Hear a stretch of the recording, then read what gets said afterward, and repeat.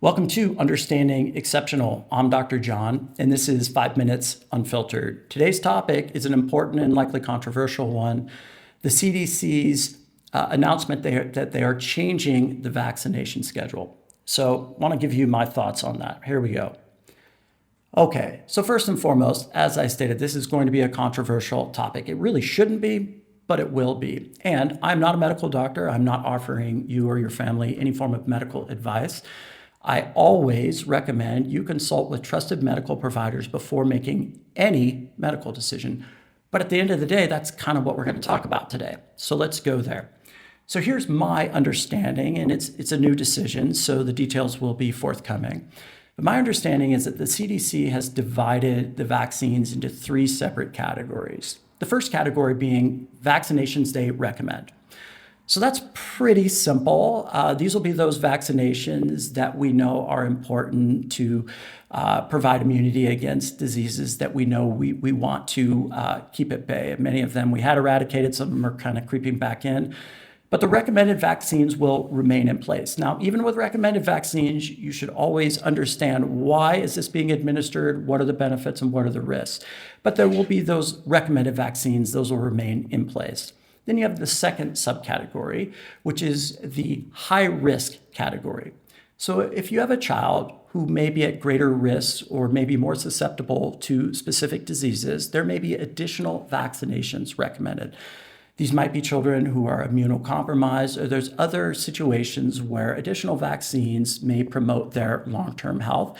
But here again, there should be a discussion with medical providers and parents and families always related to what the benefits are, what the risks are, why it's being administered. So we have the recommended, we have the high risk, and now we have what I think is the most important clinical term that's been put out in a long, long time. And that third group being the clinically informed groups of vaccinations. So what does that mean? Here's what I think it means. Here's how I interpret it.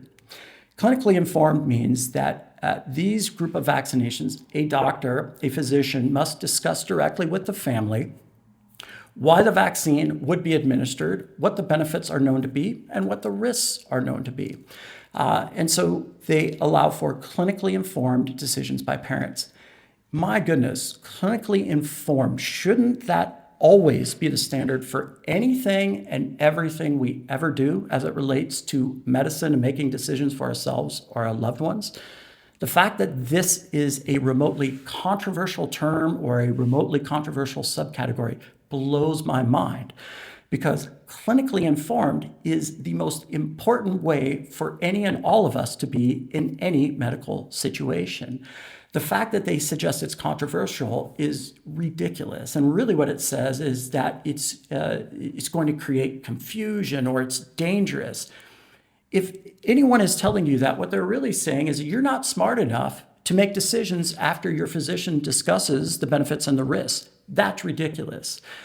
What I see and what they're going to say out there in terms of making sure they divide us into groups that argue and battle over this, they're going to tell us it's going to lead to confusion or misinformation. I think it will do exactly the opposite. I think clinically informed is what everything should be, and it will actually promote understanding, because the mandate is that physicians discuss benefits and risks before doing anything. That should always be the standard. How that can be controversial, I will never, ever know. And so this group of vaccinations requires physicians to work with families to promote understanding. At this project, Understanding Exceptional, the entirety of the project is to promote understanding.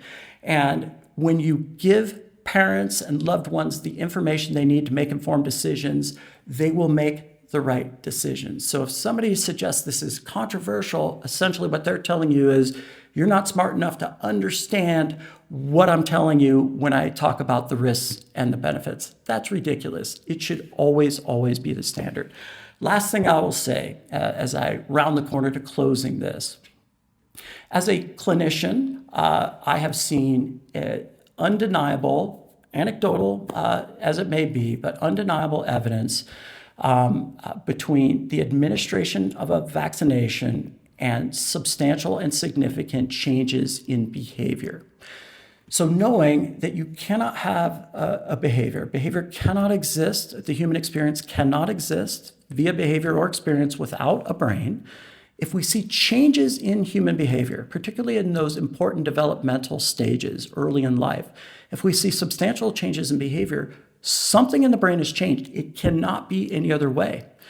So this is what's so important. If we are seeing changes after a specific event, we need to figure out why that's happening. And mark my words, what we're going to find when we start talking about terms like what is autism spectrum disorder, what's causing it, what is ADHD, anxiety, schizophrenia, we are going to find that the changes in the brain in many cases are due to inflammation. We know vaccinations cause inflammation. And what I've seen clinically is groups of kids where their development is going perfectly, everything is normal. A vaccination is administered. I'm not saying there's any one vaccination that's causing this, but shortly after a vaccination, within a very short period of time, oftentimes we see a fever that is spiked, maybe we see seizures, and we see profound changes in movement systems. Maybe they stop crawling, maybe they stop walking, or we see cognitive changes where maybe they stop speaking. If we see a change in behavior, something in the brain has changed. And we really need to start focusing on what's happening in the brain that causes the behaviors that we've assigned to these terms like autism spectrum disorder or ADHD or anxiety or schizophrenia or dyslexia. You can't have any of those disorders or diagnoses without behaviors, and you can't have behaviors without a brain. So we really need to shift our focus. I think what the CDC has done here is very important, and I very much support it because I support parental autonomy. You guys are intelligent enough to understand the risks and the benefits and make the most informed decisions for yourselves. Now, you may agree with me, you may disagree with me, you may have questions. No matter what, join the conversation because ultimately it's our conversations that promote our understanding, and it's our understanding that promotes our empowerment. So I hope this was informative or interesting, and looking forward to seeing you on the next video.